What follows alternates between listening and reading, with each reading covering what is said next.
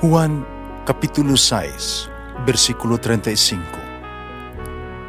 Si Jesus miingon kanila, "Ako mao ang pan nga naghatag sa kinabuhi. Ang muari kanako dili nagayod gutumon, ug ang mutuo kanako dili nagayod uhawon." Ang mga puno Pan sa kinabuhi.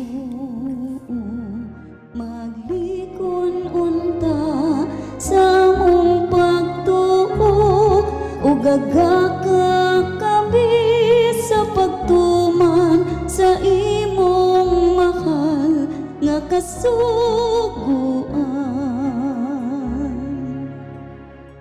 Ang ginumanaa kaninyo, Santos nga Ebanghelyo sumala ni San Lucas.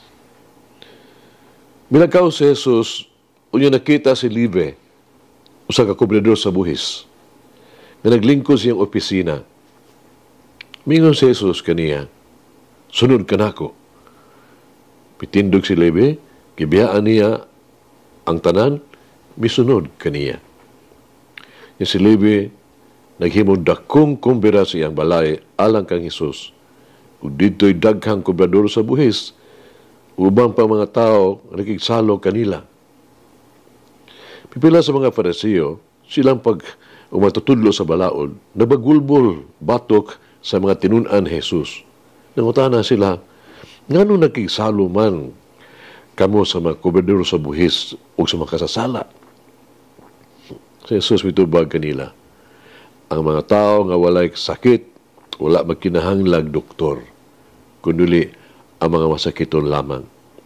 Wala ko muanhi aron pagtawag sa mga matarong, kundi sa makasala aron maghinusol sila. Ang Ebanghelyo sa Ginoo. Pasalamati ang Ginoo kay siya maayo, ang iyang gugma mulungtad hangtod sa kahangturan. Pasalamati ang Diyos sa tanang mga Diyos, ang iyang gugma malungtaron. Pasalamati ang Ginoo sa mga Ginoo, ang iyang gugma malungtaron.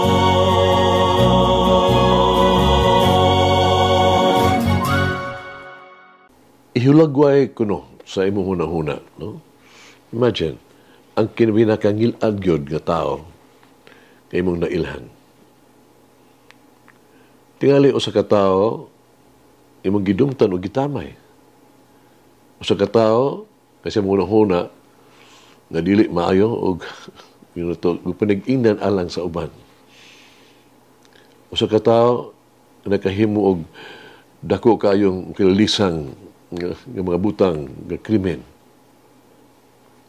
O karon handurawa ko no, si Jesus nga miduaw o pipila lang ka oras sa iyahang nibilin sa kalibutan, si Jesus.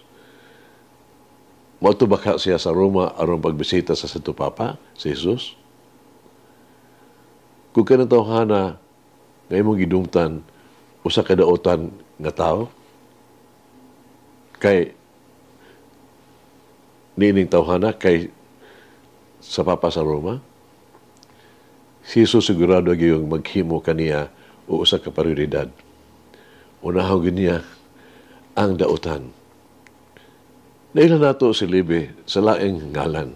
Siya si Mateo, nga apostol o ebanghelista. Si Mateo usa ka maniningil og buhis, so wala pa siya tawgan ni Jesus. Kini mga kubrador sa buhis ba? Nagtrabaho kini alang sa gobyerno sa Roma. Utungod diini sila kasagaran gidumtan kasilagan sa mga Hudiyo o giisip silang dakong makasasala, traidor. Sila may mga tao nga di takos sa gingharian sa Dios para kanila. Tungkay ang mga Fariseo o mga skriba nagdumot sa mga kubrador ug buhis. Sila nagtuo na si Jesus o dumot usab sa kanila.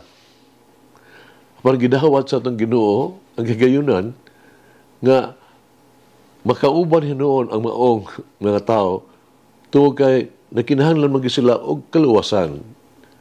Ang katuyoan gud sa pag-ani mao man alang kanila. Apan sa makausapa, kinahanglan ba na maghulat kita nga si Jesus moabot o magtutol sa gitawag tog nawala, nga taong nawala sa saktong dalan? Dili ba kana usaban ato masanang misyon? Kita nga mamumuo sa gingharian, kita nga instrumento sa Dios sa kaluwasan. Lakip ang espirituhanon nga buhat sa kaluoy mo ang pagmahimangno sa makasala. Sa pagtudlo sa mga walay kaalamag ato kanang tulumanon, sa pagtambag sa mga nagaduha-duhaon. Kini mga butanga nga mahimo nato aron matultulan ang usa ka tawo sa husto nga dalan. Di lamang kita muluwas sa usa ka tawo, kinahanglan moangkon og merito alang sa tuang kaugalingon usab sa langit. No? Ato ning buhaton. Yung dumi kini, bisan kinsa ka to makababalik sa usa ka makasala gikan sa iyang kasaypanan sa iyang dalan. Makaluwas kaniya gikan sa kamatayon ug pasaylo sa dihang niyang mga sala. Kita kapanlanginan. Ingong mga makasala, kita usab personal nga gitawag ni Kristo ngadto sa usa ka kinabuhi sa pagkabalaan. Kini mao sa kauna-una importante na hinduman pag-usab ang hitabo sa ebanghelyo. Kano sa Jesus mitawag ni Levi, no? Mitubag og siya miingon mibuhat dig usa ka bangkete. Ang selebrasyon kinahanglan maghimong kabahin kanunay sa tuang positibong tubag sa tawag ni Kristo. Magsaulog ta kung kita dala ni Kristo sa atong pagtuo. Kitawag kita, gitugyan kita, gitugyan kita papagkailap sa maayong balita ni Kristo nga mga makasala, makabaton o kapasayloan o nga ang matag usa, no? Sa mata sa Dios bililhon kay sa mata sa Dios. Hinaot nga mosalig ka o kita kanunay sa iyang gugma kanato. O sa pagtuo hinaot ang iyang atong ipaambit ang gugma sa ngadto sa uban. Nagampot ta mga igsoon. May gugmaon nga Dios. Itugyan ko kanimo kining umaabot na panahon sa Kwaresma. Uning panahon sa Kwaresma. Ug hangyoon ko nga ikaw ipakita kanako kung unsa ang gikinahanglan nakong talikdan, biyaan. Kung unsa kinahanglan nakong itutok sa ako ang kinaiha. Idanag ang imuhang may gugmaong kahayag sa mangit-ngit nga bahin sa kong kasing-kasing o magdala og bag-ong kinabuhi. Bag-ong paglaom, bag-ong mga posibilidad. Tabangi ako sa paglakaw sa mas duol uban ni Jesus para mahibalaan nga ihigugma ko pag-ayon ikaw ug sa pagpaambit sa iyang gugma sa uban. Amen. Mama Mary, grant me the grace to follow Jesus more closely and carry my cross daily. Malangin ang Diyos magagahom sa tanan, Amahan, Anak, Espiritu Santo. Amen. May the Lord of the divine mercy bless us all, heal us from all diseases and suffering.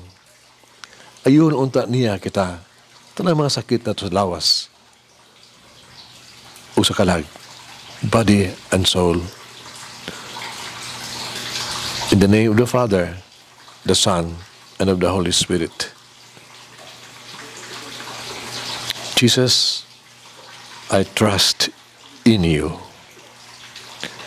Amen. Whoever eats the